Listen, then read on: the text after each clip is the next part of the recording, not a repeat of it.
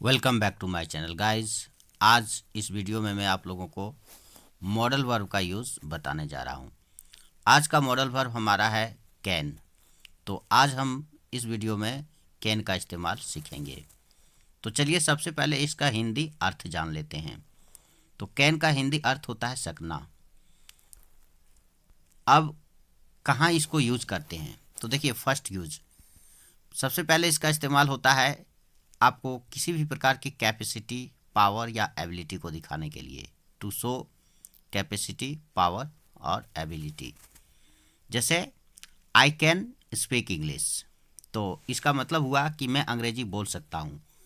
तो यानी कि मेरे पास अंग्रेजी बोलने की योग्यता है, सामर्थ्य है, ठीक है ना, क्षमता है। तो ये आपके एबिलिटी को दिखा रहा है। दूसरा कहता है आई कैन रन फास्ट, मैं तेज दौड़ सकता हूँ।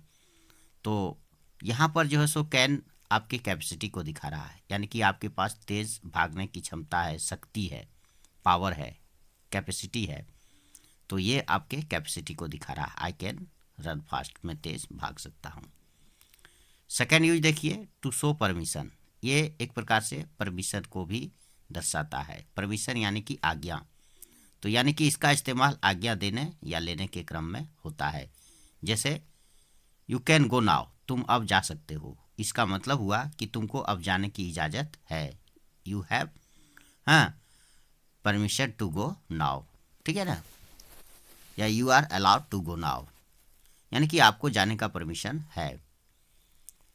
कैन आई सीट हेयर, क्या मैं यहाँ बैठ सकता हूँ। कहने का मतलब क्या मुझे यहाँ बैठने का परमिशन है, मुझे यहाँ बैठने की आज्ञा है, ठीक है ना।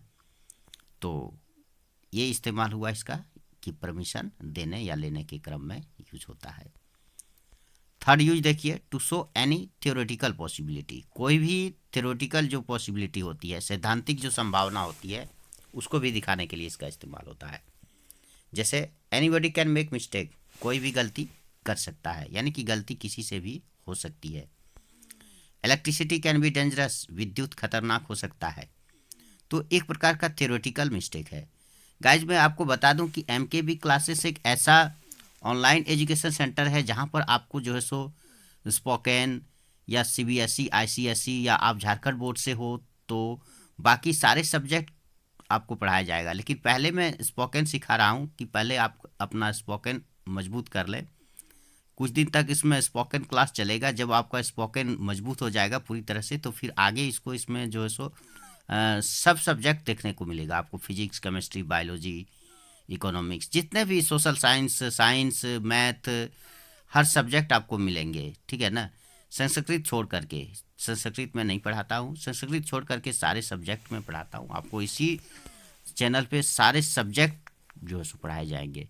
तो पहले आप अपना स्पोकन देखिए। और हाँ, यदि आप चैनल पर नए हैं तो चैनल को सब्सक्राइब करके रखिए, ठीक है ना। इस चैनल से आपको आने वाले समय में बहुत फ़ायदा होने वाला है। चलिए आगे बढ़ते हैं। Fourth use, to show habit और नेचर। आपके हैबिट या नेचर को दिखाने के लिए भी इसका इस्तेमाल होता है, ठीक है ना। किसी भी प्रकार का स्वभाव है या हाँ आदत है किसी में, तो उसको दिखाने के लिए यूज होता है। जैसे a liar can deceive anyone, एक झूठा किसी को भी ठग सकता है। अ saint can harm, a saint can harm no one, मतलब एक साधु, एक संत किसी को भी नुकसान नहीं पहुंचा सकता। यानी कि संत का ये स्वभाव होता है, वो किसी को भी नुकसान नहीं पहुंचा सकता। यूज इन डिफरेंट सेंटेंस, अब हम इसको डिफरेंट सेंटेंस में यूज करना सीखेंगे। आपको पता होना चाहिए कि कुल 6 प्रकार का सेंटेंस बनता है जब भी हम अंग्रेजी में बात करते हैं, कुछ वार्तालाप होती है ना, बातचीत होती है। तो 6 प्रकार के सेंटेंस बनते हैं। जैसे अफर्मेटिव होता है, नेगेटिव होता है, इंट्रोगेटिव होता है, इंट्रोगेटिव नेगेटिव होता है, डब्ल्यू एच पॉजिटिव होता है, डब्ल्यू एच नेगेटिव होता है। पहले भी मैंने बताया है वीडियो में। और अगर आप नए हैं तो मेरा पिछला वीडियो जाके देख सकते हैं, ठीक है ना। तो चलिए यहाँ हम इसको 6 सेंटेंस में बनाएंगे। पहला है हमारा अफर्मेटिव सेंटेंस।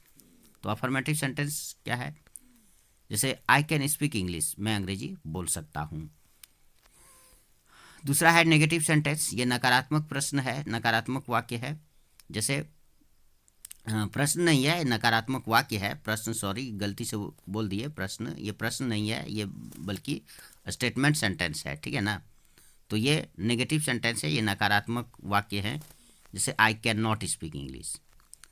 एक तो ये तरीका है, और दूसरा तरीका है कि आप ऐसे भी बोल सकते हैं आई कांट स्पीक इंग्लिश। और ये दूसरा तरीका जो है शॉर्ट फॉर्म है, ये स्पोकन में ज़्यादा चलता है, तो आप दूसरा वाला फॉर्म में ज़्यादा ही ध्यान में रखेंगे, क्योंकि यही आपका स्पोकन में ज़्यादा इस्तेमाल होता है। और इसमें कोई खास अंतर नहीं है, कुछ नहीं। जो पहले था आई कैन नॉट, बाद में क्या किया मैंने, कैन नॉट को शॉर्ट कर दिया कांट। ठीक है ना, शॉर्ट फॉर्म यूज होता है इस तरह से।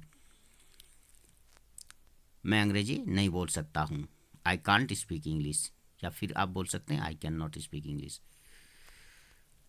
इंट्रोगेटिव सेंटेंस बनेगा। इंट्रोगेटिव सेंटेंस मतलब प्रश्नवाचक वाक्य, इसमें प्रश्न पूछे जाते हैं। तो जब भी प्रश्न बनेगा तो ऑटोमेटिक है कि प्रश्न जब भी बनता है तो उसमें वर्ब पहले स्थान पर रहता है, चाहे आपका मॉडल वर्ब हो या फिर जो है सो हेल्पिंग वर्ब हो, वो पहले स्थान पर रहेगा ही क्वेश्चन बनाने के क्रम में।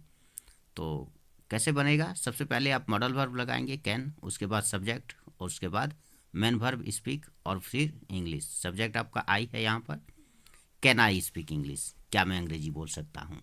कैन आई गो देयर, क्या मैं वहाँ जा सकता हूँ। Can I talk to him, क्या मैं उससे बात कर सकता हूँ, इस टाइप से, है ना।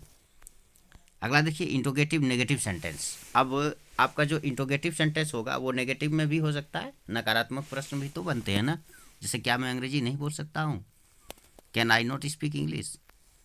तो इसको आप शॉर्ट में भी यूज करते हैं, कांट आई स्पीक इंग्लिश, क्या मैं अंग्रेजी नहीं बोल सकता हूँ। तो वही हुआ कि अगर आप शॉर्ट फॉर्म यूज नहीं करेंगे तो नॉट को आपको सब्जेक्ट के बाद रखना पड़ेगा। सब्जेक्ट यहाँ आपका आई है, यानी कि नॉट को आपको सब्जेक्ट आई के बाद लगाना पड़ेगा। लेकिन जब आप शॉर्ट फॉर्म बनाएंगे तो नॉट को आप मॉडल वर्ब में जोड़ देंगे, एक अपोस्ट्रॉफी, यानी कि एक ऊपर में कॉमा लगता है, देख सकते हैं आप, उसको अपोस्ट्रॉफी कहते हैं। और एक एन को हटा दीजिए, एन वो को हटा दीजिए और डायरेक्ट टी को लगा दीजिए, कांट बन गया, कैन नॉट का कांट बन गया। तो जब नॉट को आपने मॉडल वर्ब में जोड़ दिया तो उसके बाद क्या बचता, आई स्पीक इंग्लिश। सरल है ना, आप केवल ध्यान से देखेंगे तो आपको लगेगा कि कितना सरल है। Can I not speak English, can't I speak English, क्या मैं अंग्रेजी नहीं बोल सकता हूँ।